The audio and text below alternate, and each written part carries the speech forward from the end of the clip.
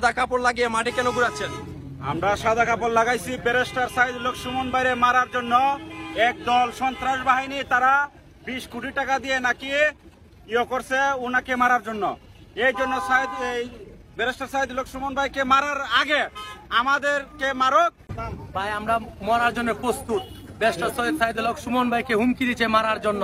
এর জন্য আমরা আম জনতা এবং কৃষক দিনমজুর ভাইয়েরা সবাই মিলে বলতেছে যে আগে আমাদেরকে মারক, তারপরে ব্যারিস্টার সৈয়দ সাইদুল হক সুমন ভাইকে মারক। আমরা সন্দেহ কাউকে করি না, সন্দেহ যদি করতাম যে জানতাম আমরা মাধবপুরের লোক, আমরা যে সুমন ভাইয়ের লোক, আমরা যেভাবে আসলে জানতাম মুখে কইছে আমরা করতে নিয়ে করতাম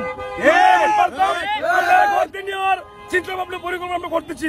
যদি আমরা এমন কোন লোক জানতাম, হ্যাঁ যত বড় মোস্তানি হোক, যত বড় নেতা হোক, যত বড় কিছু হোক, এর দাঁত ভাঙা জবাব না পারতাম। আমরা ব্যারিস্টার সাইদুল হক সুমনের মতো এমপি ওই বাংলাদেশের ভিতরে কোন লোক নাই। ব্যারিস্টার সাইদুল সুমনের মতো লোক, এমন লোক একটা হইতে পারে। 24 ঘন্টার পরে আমি মাধবপুর উপজেলা ছাত্রলীগের একজন কর্মী হিসাবে এতটুকুই বলবো, আমরা রাজপথ ব্যারিকেড দিব। যদি সুমন ভাইয়ের সেই হত্যাকারীদের যারা হত্যার জন্য হুমকি দিয়েছে, হুমকিদাতাদের যদি না ধরে প্রশাসন, তাহলে আমরা মাধবপুরের রাজপথ ব্লক করব।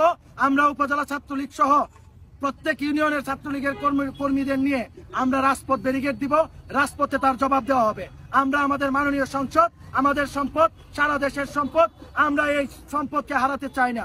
আমি মনে করি একজন ছাত্রলীগের নগণ্য কর্মী হিসাবে আমি যাকে ফলো করি, আমি ছাত্রলীগের অগ্রজ হিসাবে, আমি বড় ভাই হিসাবে, আমি আমার নেতা সৈয়দ সাইদুল হক সুমন ভাইয়ের